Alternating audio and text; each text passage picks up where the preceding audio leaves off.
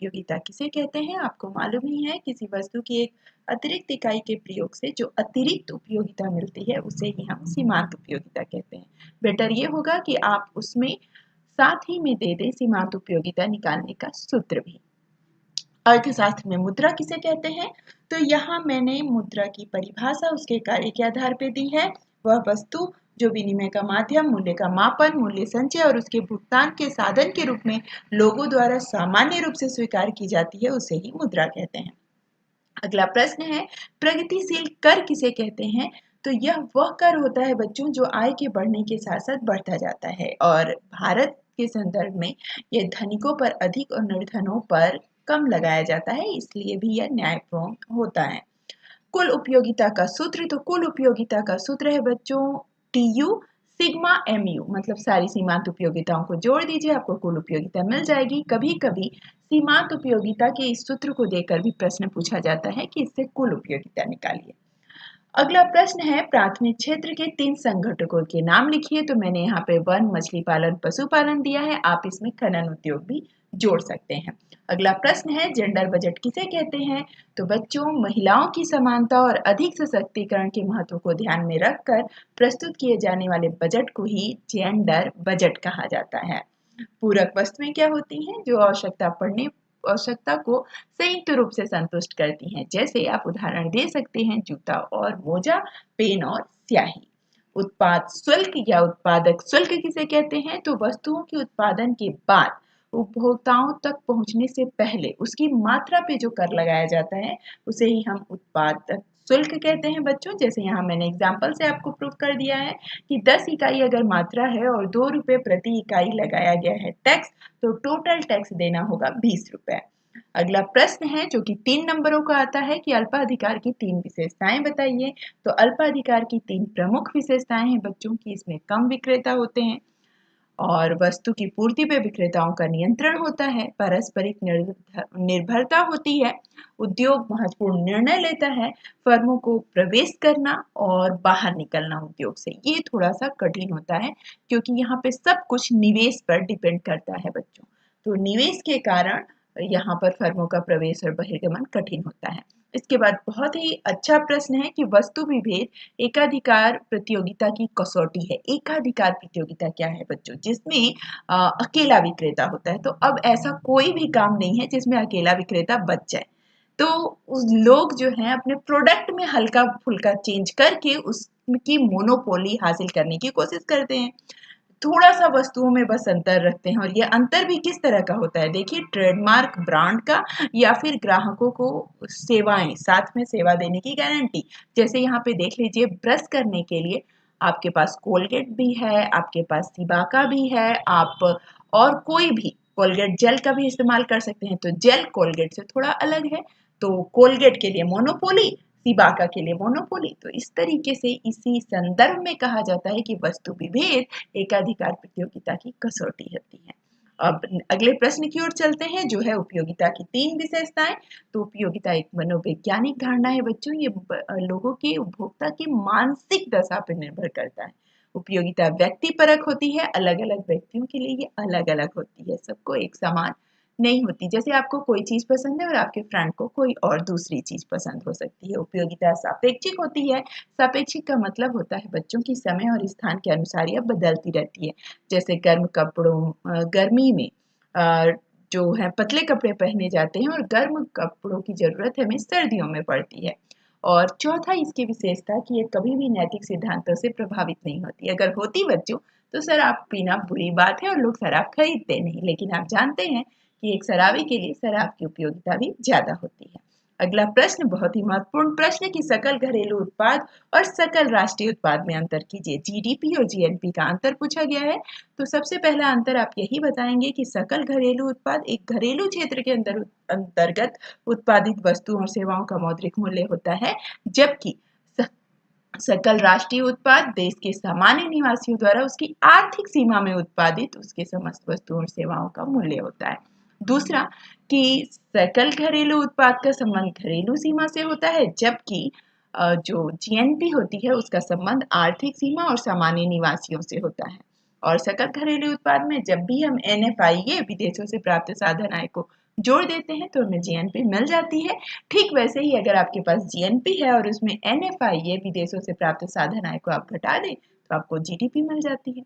अगला बहुत ही पसंदीदा प्रश्न है आप सभी का, केंद्रीकृत योजना अर्थव्यवस्था और बाजार अर्थव्यवस्था में अंतर स्पष्ट कीजिए। तो आप सभी जानते हैं कि मांग और पूर्ति पे सरकार का नियंत्रण हो तो वो केंद्रीकृत, और अगर मांग और पूर्ति बाजार पर निर्भर करे तो वह होती है बाजार अर्थव्यवस्था।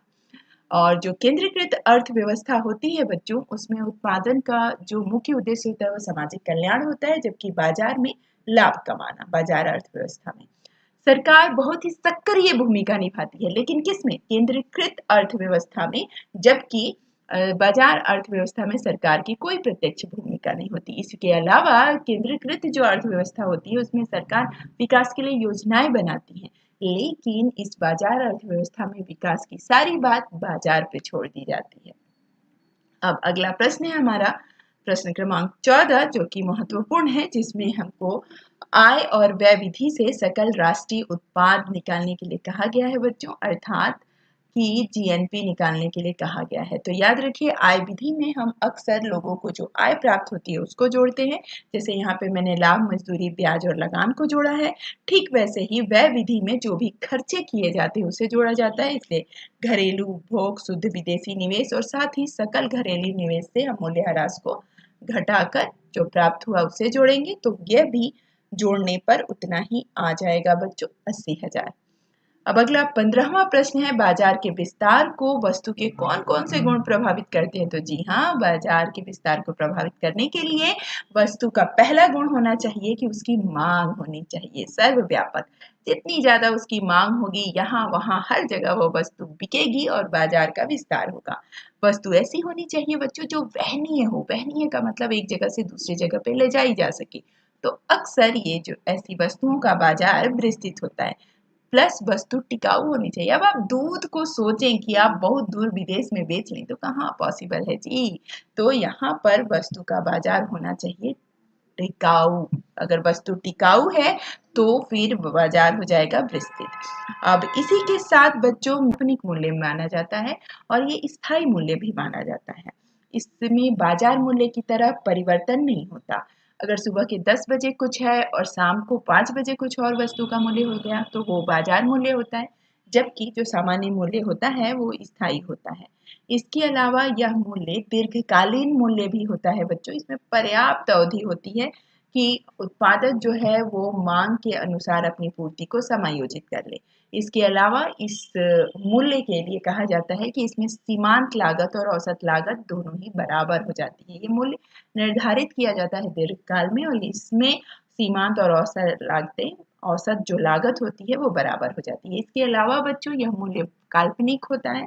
बस मान लिया जाता है कि यह यहाँ तक भी मूल्य पहुंच सकता है। जैसे आप अभी ये मान सकते हैं कि अगर सोना अभी 45,000 चल रहा है तो हो सकता है कि कभी उसकी कीमत 1 लाख भी हो जाए। इसमें पूर्ति का बहुत ही सक्रिय प्रभाव होता है क्योंकि ये दीर्घकालीन मूल्य होता है बच्चों। अब राष्ट्रीय पूंजी के घटक, तो पूंजी तो आपको पता है ना, वो सारी चीजें जिसका उपयोग आप उत्पादन के लिए करेंगे। आपके धन का वह भाग जिसका उपयोग आप उत्पादन के लिए करते हैं बच्चों, उसे राष्ट्रीय पूंजी कहा जाता है। तो राष्ट्रीय पूंजी में हमारी सारी वो इमारतें, वो भवन शामिल होते हैं जिसका उपयोग हम उत्पादन के लिए करते हैं। जरा सोचिए, क्या आपका स्कूल शामिल होगा? जी हाँ, बिल्कुल होगा, क्योंकि वहां भी तो हम उत्पादन ही करते हैं, हम आप सभी को तैयार ही तो करते हैं। उपकरण, वो सारी वस्तुएं जो उपभोक्ता वस्तुएं या पूंजीगत वस्तुएं बनाने में वो इस्तेमाल होती हैं, वो सारी की सारी मशीनें जो हैं वो इसमें शामिल होती हैं बच्चों। इसके अलावा सोने और चांदी के जो भंडार होते हैं वो भी इसके अंतर्गत शामिल किए जाते हैं, जो देश में रखे जाते हैं वो। इसके अलावा हमारे यहाँ के लोगों ने जो विदेशों में प्रॉपर्टीज खरीदी है वो भी इसके अंतर्गत शामिल होता है। लेकिन इसे निकालने का तरीका ये होता है कि विदेशियों ने जो हमारे यहाँ प्रॉपर्टी खरीदी है उसकी कीमत और हमारे देश वालों ने जो उनके यहाँ प्रॉपर्टी खरीदी है उसकी कीमत, दोनों के अंतर को निकाला जाता है बच्चों। अब बड़ा ही ये इम्पोर्टेंट क्वेश्चन है कि बजट के घाटे का अर्थव्यवस्था पर क्या प्रभाव पड़ता है। तो बजट के घाटे का अर्थव्यवस्था पर बच्चों सबसे पहले तो कीमत स्तर पर प्रभाव पड़ता है। कीमतों में वृद्धि हो जाती है इसकी वजह से, क्योंकि समग्र मांग बढ़ जाती है। घाटे का बजट आया, लोगों की जेब में पैसा आया, खूब सारे पैसों की छपाई हुई, तो लोग फिर मांग करना शुरू कर देते हैं और उस वजह से उत्पादक जो है उस मांग को देखते हुए कीमतों को बढ़ा देता है। इसके अलावा मुद्रा की जो पूर्ति है वो भी बढ़ जाती है। इसके अलावा रोजगार में भी वृद्धि हो जाती है, क्योंकि मांग बढ़ेगी तो उत्पादक ज़्यादा उत्पादन करता है और उत्पादन करने के लिए वह वस्तुओं का जो उत्पादन करने के लिए कई उत्पत्ति के साधनों को काम पर लगा देता है। इसके अलावा पूंजी निर्माण भी होता है, क्योंकि लोगों को लाभ मिलता है तो लोग उसे बचत के रूप में शामिल करते हैं। आय का वितरण इसमें असमान हो जाता है, क्योंकि घाटे की अर्थव्यवस्था में उद्योगपति और व्यापारियों को अधिक लाभ होता है, जबकि जो श्रमिक और वेतनभोगी वर्ग हैं उनको इससे घाटा होता है। अगला प्रश्न है कि भारत में राष्ट्रीय आय की वृद्धि के लिए आप क्या सुझाव देंगे? तो भारत में राष्ट्रीय आय की वृद्धि के लिए पहला तो सुझाव यही होगा कि प्राकृतिक संसाधनों का उचित उपयोग हो, ताकि हम अधिक से अधिक आर्थिक विकास को प्राप्त कर सके। कृषि पर हमारी जो निर्भरता है उसकी वजह से भी हमारी राष्ट्रीय आय की गति थोड़ी धीमी है, तो औद्योगिकरण को और बढ़ावा मिलना चाहिए। पूंजी की कमी की वजह से भी हमारे यहाँ पर जो राष्ट्रीय आय है वो कम है, तो पूंजी की कमी को दूर करना चाहिए हमें। कृषि का आधुनिकीकरण करना चाहिए, क्योंकि हमारी अर्थव्यवस्था का अधिकांश जो रेवेन्यू है बच्चों वो कृषि क्षेत्र से आता है। इसके अलावा हमारे देश में साहसियों को पर्याप्त सुविधाएं और प्रेरणा दी जानी चाहिए, क्योंकि हमारे यहाँ सभी नौकरी करना चाहते हैं। उद्योगपति या व्यापारी बनना बहुत कम लोग पसंद करते हैं और इस वजह से भी उद्योग क्षेत्र का विकास थोड़ा कम हो रहा है। तो अगर साहसियों को पर्याप्त सुविधाएं और मोटिवेशन दिया जाए तो ज़्यादा से ज़्यादा लोगों को रोजगार मिलेगा और इससे हमारे देश की राष्ट्रीय आय बढ़ेगी। एक अच्छी मुद्रा के गुण, तो एक अच्छी मुद्रा का पहला गुण है बच्चों की वो सुपरिचित होनी चाहिए, सभी उसे पहचाने, लोग उसे स्वीकार करें, वो एक जगह से दूसरी जगह पर ले जाने के लिए वहनीय होनी चाहिए और आसानी से हम उसे छोटी छोटी इकाइयों में बांट सकें और साथ ही वो टिकाऊ भी होनी चाहिए। अब अगला क्वेश्चन है कि मांग में परिवर्तन का संतुलन मूल्य पर क्या प्रभाव पड़ता है? तो बच्चों ये प्रश्न जो है बहुत ही लेंदी है। अगर सही मायनों में इसके उत्तर लिखे जाएं तो 4 तरीके से प्रभाव पड़ता है। वो जो वस्तुएं होती हैं, जो संतुलन कीमत होती है वो बढ़ती है, घटती है, स्थिर रहती है, उसी में थोड़ा सा परिवर्तन होता है। लेकिन यहाँ पर हम मुख्यतः सिर्फ 2 तरह के परिवर्तनों को आपको बताने जा रहे हैं कि अगर मूल्य स्थिर है और कोई और कारण है, उपभोक्ता की आय में परिवर्तन हो जाए, फैशन, रुचि आदि में परिवर्तन हो जाए, तो मांग में वृद्धि और कमी हो जाती है। तो मांग में अगर वृद्धि होगी तो उसका क्या प्रभाव पड़ेगा? पूर्ति ज्यों की त्यों रहेगी, मांग के बढ़ जाने की वजह से बाजार में वस्तुओं की कीमतें बढ़ जाएंगी, क्योंकि उत्पादक तुरंत लाभ कमाने के लिए कीमतों को बढ़ा देगा बच्चों। इसी को मैंने यहाँ पर चित्र में बताया हुआ है, आप देख सकते हैं कि पहले संतुलन बिंदु सिंपल ई पर था और वस्तु की कीमत ओपी थी। अब अन्य किसी कारण से जैसे ही वस्तु की मात्रा मांग बढ़कर बच्चों डी से डी वन हुई, वैसे ही संतुलन कीमत भी बढ़कर ई से ई1 हो गई, जो कि आपको साफ दिख रहा है चित्र में। पूर्ति की रेखा बिल्कुल स्थिर है। तो मांग के बढ़ने पर संतुलन कीमत भी क्या होगी? बढ़ जाएगी और एक नई मांग रेखा और एक नया संतुलन कीमत हमें मिलेगा। अब अगला इसी तरह मांग में कमी अगर हो जाए तो क्या होगा भाई? तो मांग में अगर किसी तरह की कमी हो जाती है बच्चों, तो फिर से मांग वक्र बाईं ओर खिसकेगा, घटेगा और उसकी वजह से हमको फिर एक नया संतुलन मिलेगा, लेकिन ये कम वाला होगा। जैसे यहाँ देखिए इस चित्र में ई बिंदु पर संतुलन था, लेकिन मांग बाईं ओर खसक गई, डी वन घट गई, तो इसकी वजह से एक नया संतुलन बिंदु ई1 मिला, लेकिन पूर्ति रेखा फिर भी स्थिर है। तो आपको भी एग्जाम में इसे इसी तरह चित्र के माध्यम से बताना होगा। उसके बाद एक बड़ा ही सरल क्वेश्चन है, उपयोगिता ह्रास नियम की मान्यताएं क्या होती हैं? तो भाई उपयोगिता ह्रास नियम को लागू होने के लिए कुछ जो कंडीशंस होती हैं उसी को हम मान्यता कहते हैं बच्चों। तो उसकी सबसे पहली मान्यता ये है, इकाई समान होनी चाहिए। ऐसा नहीं हो कि आप एक बार चम्मच से पानी पिए और फिर गिलास से पानी पिए, तो अगर ऐसा करेंगे तो उपयोगिता ह्रास नियम लागू ही नहीं होगा। वस्तु की प्रत्येक इकाई का गुण समान होना चाहिए। जी हाँ, आपने पहले एक बार रोटी खाई और दूसरी बार पराठा, तो कहाँ आपसे उपयोगिता कम होगी भाई? आप तो तुरंत मांग करोगे कि उपयोगिता ज्यादा मिल रही है और भी कुछ दीजिए। ठीक, उपभोग एक ही समय पे हो। अब सुबह खा के आप शाम को देख रहे हो कि खाने की उपयोगिता मेरे को कम मिले तो कहाँ होगा भाई। जब आप उपभोग करो तो लगातार आपको उपभोग करना होता है। साथ ही उपभोक्ता की मानसिक स्थिति भी बच्चों सही होनी चाहिए, क्योंकि हम जिसकी मानसिक स्थिति ठीक नहीं है, हम उससे उम्मीद नहीं कर सकते कि वो सही सही ये जान पाए कि उससे कब उपयोगिता कम मिल रही है और कब अधिक। इसके अलावा उपभोग के समय वस्तु की कीमत में कोई परिवर्तन नहीं होना चाहिए। अभी देख लीजिए, अगर अभी अंगूर बहुत महंगे हो जाए, लोग खाना छोड़ देंगे, हो गया सीमांत उपयोगिता ह्रास नियम लागू। तो सही ढंग से तो लागू नहीं हुआ। तो इसलिए बच्चों, उपभोग के समय वस्तु की कीमतों में भी किसी तरह का कोई परिवर्तन नहीं होना चाहिए, और साथ ही उपभोक्ता के स्वभाव, रुचि और फैशन में भी परिवर्तन नहीं होना चाहिए। फिर एक प्रश्न है, तार्किक प्रश्न है कि क्या पूर्ण प्रतियोगिता काल्पनिक है, कारण बताइए। तो यहाँ पर आपको सिर्फ उसकी विशेषताएं लिखनी है कि क्रेताओं और विक्रेताओं की संख्या ज्यादा मानी जाती है पूर्ण प्रतियोगिता में, लेकिन वास्तविक जगत में ऐसा होता नहीं है बच्चों। बहुत अधिक क्रेता और विक्रेता किसी भी वस्तु के नहीं होते। फिर वस्तु उसमें समरूप मानी जाती है, रूप रंग आकार में बिल्कुल एक जैसी। नहीं भाई, हमारे यहाँ तो बिल्कुल ऐसी नहीं मिलती। आप नहाने के साबुन को ले लीजिए, लक्स ले लीजिए, ब्रिज ले लीजिए, डव ले लीजिए, हैं सब साबुन ही, लेकिन उनके रूप रंग आकार में पर्याप्त अंतर होता है। उसके बाद फर्मों का स्वतंत्र प्रवेश और बहिर्गमन, कोई कभी भी उद्योग में आए और जाए, ऐसा तो हमारे यहाँ नहीं होता भाई। तो इसीलिए कहा जाता है कि पूर्ण प्रतियोगिता काल्पनिक है। वो ये मानता है कि फर्म आसानी से आएगा और फर्म आसानी से जाएगा, जबकि ऐसा वास्तविक जगत में नहीं होता। बाजार का पूर्ण ज्ञान, अरे आप लोगों को तो अपने गली मोहल्ले की पूरे दुकानों पे मिलने वाले पेन की कीमतों का पूरा पता नहीं होता, तो हम कैसे ये मान लें कि पूर्ण प्रतियोगिता की तरह ही बाजार का पूर्ण ज्ञान सभी को होगा। जी हाँ, वास्तविक जगत में पूर्ण ज्ञान नहीं होता, इसलिए भी पूर्ण प्रतियोगिता को काल्पनिक कहा जाता है बच्चों। उत्पत्ति के साधनों की पूर्ण गतिशीलता न होना, पूर्ण प्रतियोगिता ये मानता है कि आराम से एक मजदूर इस फैक्ट्री से निकल के उस फैक्ट्री में चला जाएगा, जबकि वास्तविक जगत में ऐसा नहीं होता बच्चों। जो जहां पर लगा है वो उसी काम को करने में विशेषज्ञ हो जाता है, वो आसानी से मूव ऑन नहीं करता। जैसे आप ग्लास फैक्ट्री में काम करने वाले को लोहे इस्पात की फैक्ट्री में भेज दोगे तो उसके लिए काम करना कठिन होगा। तो इस वजह से भी पूर्ण प्रतियोगिता को थोड़ा काल्पनिक माना जाता है। फिर परिवहन लागत उसमें शून्य मानी जाती है। हमारे यहाँ तो ऐसा बिल्कुल नहीं है। आप खुद देख लीजिए, आज आप कोई भी वस्तु जब खरीदते हैं तो उस वो जहाँ जितनी दूर से आई है उसकी कीमत उतनी ज़्यादा हो जाती है, क्योंकि उसमें परिवहन लागत लगी हुई होती है। किराया भी आप ही से वसूल लेते हैं दुकान वाले।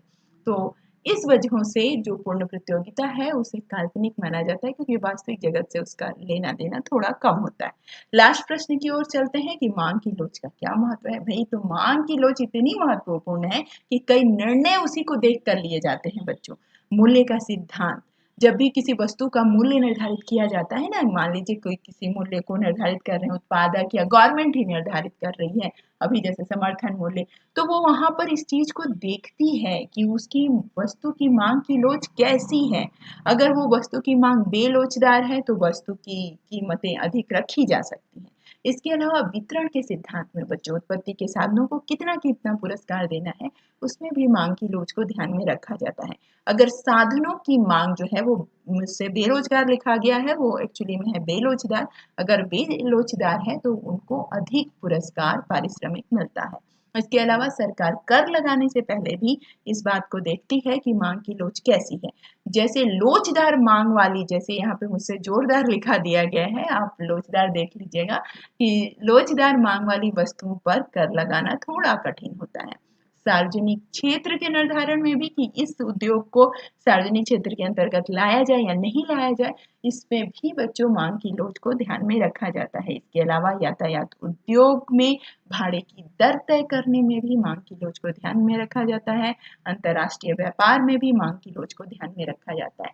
आप इस वीडियो के दोनों पार्ट, जिसमें 1 से 15 और उसके बाद 16 से 24 तक के प्रश्न हैं, उसे तैयार कीजिए और ऐसे ही कई प्रश्नों के साथ आपसे मैं मिलती हूँ बहुत ही जल्दी। और एग्जाम के लिए बहुत कम दिन बचे हैं, तैयारी करते रहिए।